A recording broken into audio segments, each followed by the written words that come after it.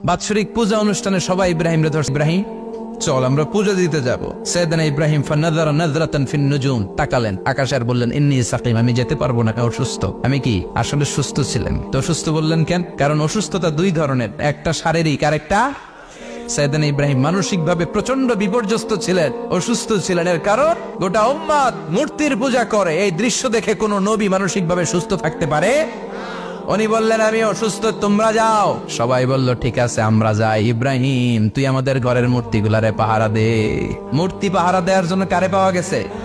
সাইয়েদনা ইব্রাহিম কয় ঠিক আছে আজকে পাহারা দিমু, জন্মের পাহারা, যা তোরা দিতাছি, পাহারা দিতেছি যা। এইবার সাইয়েদনা ইব্রাহিম মূর্তির ঘরে ঢুকলেন। দেখেন কি সুন্দর কথোপকথন আল্লাহ তুলে ধরলেন। আল্লাহু আকবার। মূর্তির ঘরে, দেবীর ঘরে ঢুকে উনি ঘুরে ঘুরে তাকায়, দেখে একটা এমনি হাত আর একটা ব্যাগ করে 14-15টা হাত নিয়ে তাকায় আছে। উনি সবগুলোর সামনে এভাবে তাকায় আছে, দেখে এক একটা এক এক চেহারা, একটা হাতির গণেশ স্টাইলের, আরেকটা এরকম, আরেকটা নারীর, আরেকটা বাঘের, আরেকটা তলোয়ার নিয়ে আইতাছি কোপায় ফেলাম আছে না নাই। সবগুলোর সামনে যায়, যে দেখে আর অবাক হয় কত ধরনের খোদার কাছে এরা কত কিছু চায়। আর যে দেখে প্রত্যেকটার সামনে ডেজার্টস আইটেম, মিষ্টান্ন, এক একটার সামনে রসমালাই, এক একটার সামনে কালো জাম, লাল জাম, রসগোল্লা, চামচাম, দুধ মালাই, মালাই চপ আছে না নাই।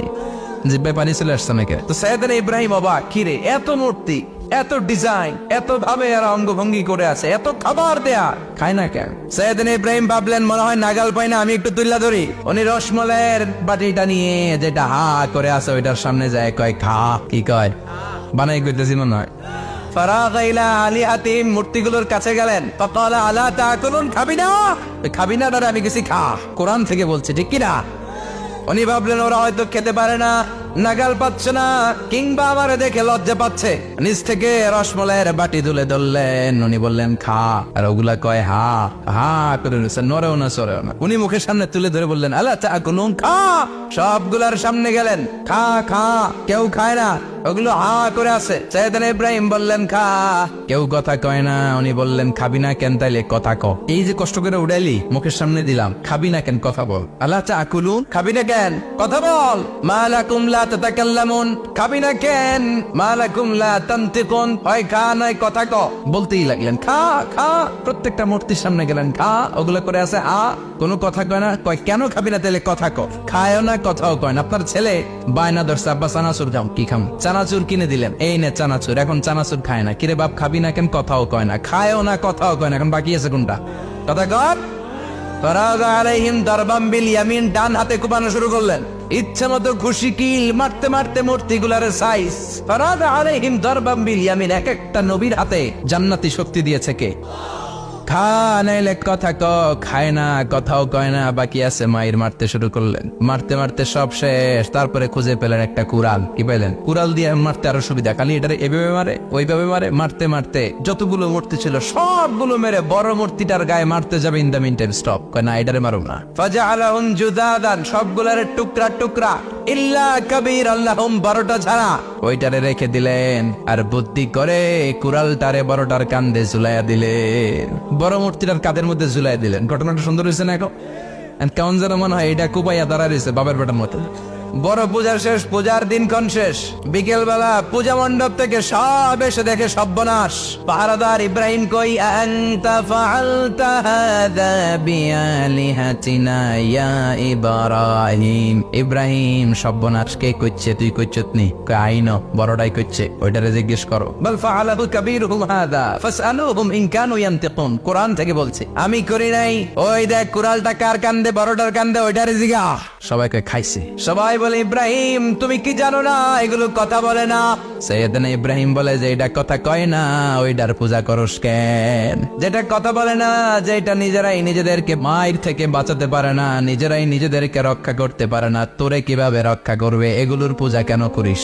ফাবুহিতাল্লাযী কাফার, কারো কোনো জবাব নাই, লাজা। সবাইকে ইব্রাহিম তুই বড্ড বেড়ে গিয়েছিস, তোরে নমরুদের কাছে নেওয়া হবে, রশি দিয়ে পেঁচিয়ে নমরুদের কাছে নেওয়া হলো। নমরুদের নাম শুনছেন? শোনেন নাই বোধহয়, শোনেন নাই?